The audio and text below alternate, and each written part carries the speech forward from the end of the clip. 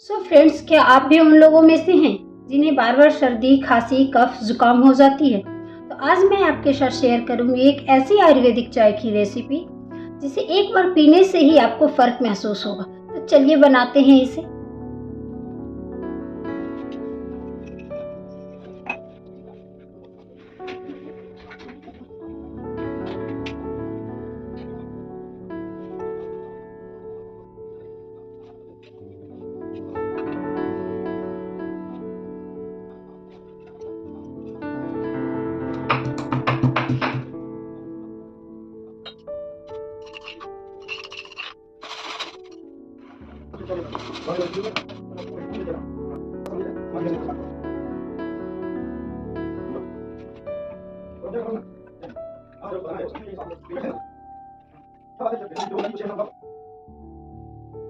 पीते हैं चाय और भगाते हैं सर्दी, जुकाम, खांसी को दूर।